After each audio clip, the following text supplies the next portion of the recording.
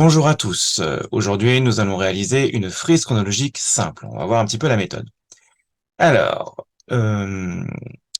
la consigne est la suivante. Réalise une frise chronologique en plaçant les éléments temporels avec le bon figuré et en donnant un titre qui donne le thème de la frise chronologique. Alors, il y a deux éléments temporels qui vont parfois représentés sur cette frise chronologique en dessous. Le premier, c'est celui-ci qui s'appelle 1745-1797 au Loda Ekiano. Il y a deux dates, ça marque le début et la fin. S'il y a un début et une fin, c'est que pour le coup, c'est une période. Et bien, justement, pour le coup, quand je regarde la méthode sur le côté, c'est marqué que pour représenter une période, il faut que je fasse ceci, à savoir donc un figuré de surface. Donc pour cela, il faut dans ce cas-là que je trace un trait pour la date de début, un trait pour la date de fin. Après, je n'ai plus qu'à colorier entre les deux au crayon de couleur. Il ne me restera plus ensuite qu'à écrire le nom de la période et la date de début et de fin de cette période. Et hop, c'est fait. Eh ben, allons-y. Donc, pour le coup, le début de cette période, c'est l'année 1745. Alors, je vais tracer un trait.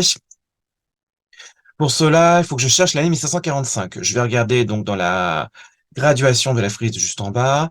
Alors, je constate qu'il n'y a pas marqué 1745. Alors, comment trouver? Eh ben, je vais tout simplement essayer de deviner où est-ce que c'est à partir des graduations et des dates qui sont déjà marquées dessus. 1745, c'est entre 1740 et 1750, donc c'est entre les deux. C'est d'ailleurs pile poil entre les deux. Donc ça va pas être par là, ça va pas être par là, c'est forcément au milieu. Voilà. Donc, je trace un trait entre 1740 et 1755. Je décale même un tout petit peu d'ailleurs parce que je suis pas tout à fait au milieu. Voilà, ça y est. J'ai l'année 1745, c'est le trait qui va marquer le début de ma période. Ensuite, je dois dessiner le deuxième trait pour représenter la fin de cette période, c'est l'année 1797. Là encore, ce n'est marqué nulle part sur la frise chronologique, donc je vais devoir deviner où est-ce que ça se trouve à partir des graduations. 1797, c'est entre 1790 et 1800. Donc 1790 c'est ici, 1800 c'est là. Donc je vais pas mettre effectivement pour le coup mon trait ici parce que là ça serait 1795. On est plus près de 1800. Donc pour le coup ça serait à peu près par là. Eh bien c'est parti. Je trace un trait à l'intérieur de ma frise chronologique dans la barre et c'est parti. Je n'ai plus maintenant qu'à colorier. Donc, vous pouvez prendre la couleur que vous voulez. Personnellement, j'ai décidé de prendre du bleu. Bon, quoique, allez, hop, je vais prendre du marron. Voilà, pas plus mal. Et il me reste enfin, je veux dire, à nommer et dater à l'intérieur de la frise en écrivant dedans. Eh bien, pour le coup, c'est parti. Je vais marquer, donc, comme il y a marqué ici, Holo Daikano.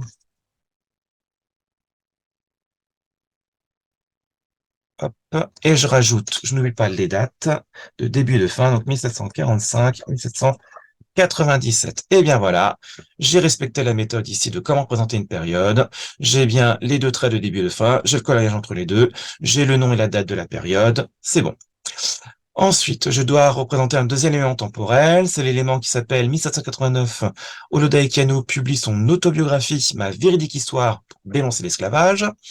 Donc là, il n'y a qu'une seule date, c'est donc un événement, parce qu'il n'y a pas de début, il n'y a pas de fin, ça se passe au même moment. Quand je regarde la fiche méthode sur le côté, un événement, comment présenter l'événement, c'est ici. Donc je vais représenter un événement en faisant un figuré ponctuel. Alors ça peut être un rond, un triangle, un carré. Bon là, j'ai décidé de faire un rond, mais c'est vous qui choisissez.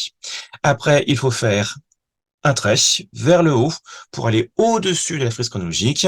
Et au-dessus, après, je pourrais marquer le nom et la date de cet événement. Ça permettra d'éviter d'écrire tous les noms et périodes, enfin le nom des périodes et le nom des événements à l'intérieur de la frise, qui passerait un petit peu après compliqué pour tout écrire et que ce soit lisible. Et ben alors c'est parti, il faut que je cherche donc l'année 1789 pour faire un figuré ponctuel.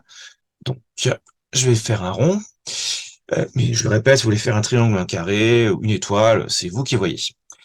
Donc, je dois chercher l'année 1789. Je vais utiliser donc la règle de gradation en dessous. Il n'y a pas marqué 1789. Par contre, je peux deviner que c'est entre 1780 et 1790. Donc, justement, entre 1780 et 1790. Ça va pas être au milieu, parce que là, ça serait 1785. On est quand même beaucoup plus proche de 1790.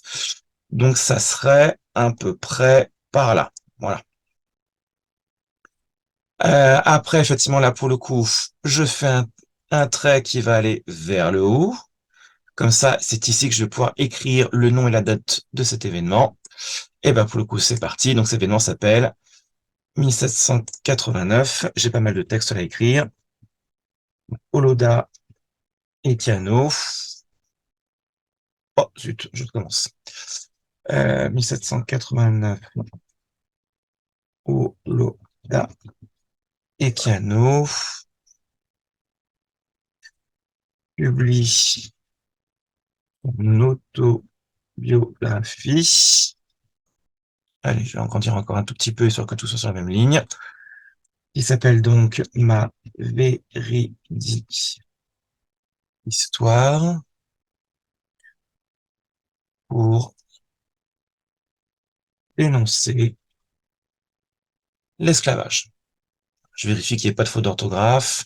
Donc, Oloda, j'ai bien, Ekeno, j'ai bien les majuscules, que c'est le nom propre. Ma véridique histoire, le début avec les majuscules, c'est parce que c'est le titre. J'ai mis les pointillés, enfin les pointillés, je veux dire, les guillemets. Je n'ai pas de faute d'orthographe. Ok, c'est bon. Donc, autrement dit, j'ai bien représenté un événement en appliquant la méthode. Donc, j'ai donc bien un figuré ponctuel, un trait, et après le nom et la date de l'événement, par-dessus. Et là, effectivement, pour le coup, comme ça, c'est quand même plus lisible, parce que l'un et l'autre ne sont pas au même endroit. Il y a de la place pour chacun. Il me reste plus, dernière étape, qu'à me donner un titre. Alors, pour le coup, il faut que je trouve un titre qui donne le thème de cette frise chronologique. Il y a deux informations dessus.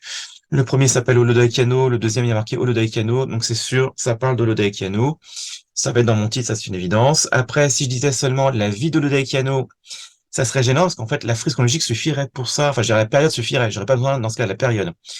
Le fait qu'on ait rajouté cet événement-là uniquement, où effectivement on écrit qu'il écrit un livre qui s'appelle donc Ma véridique histoire pour dénoncer l'esclavage, ça montre bien que c'est un événement important. On veut insister sur son engagement contre l'esclavage, son engagement pour dénoncer un crime contre l'humanité, quelque chose qu'il veut faire cesser. Et justement, le livre est là pour justement convaincre les gens que faut stopper ça, que ça va pas du tout. Donc, pour le coup, effectivement, je dois insister sur cette idée d'engagement. Donc, je vais choisir comme titre Oloda et Kano et son engagement, oula, engagement euh, contre l'esclavage. Voilà. Je pourrais rajouter effectivement éventuellement durant quel siècle ça se passe. Donc autrement dit, par exemple, là, effectivement, pour trouver le siècle, hein, on prend les deux premiers chiffres ici, ceux des centaines. 17, on fait plus 1. Donc 17 plus 1, ça fait 18. Donc c'est au 18e siècle. Donc au 18e siècle. Ben voilà, ça fait un titre tout à fait convenable. Et là, pour le coup, donc effectivement, j'ai une frise complète avec une période, une date. Chacun sont représentés avec le bon figuré de surface et ponctuel. J'ai bien les noms et les dates des deux éléments. J'ai un titre. C'est parfait. Eh bien, à vous là maintenant de vous entraîner avec les autres exercices de la banque d'exemplaires en appliquant la méthode que je viens de vous montrer.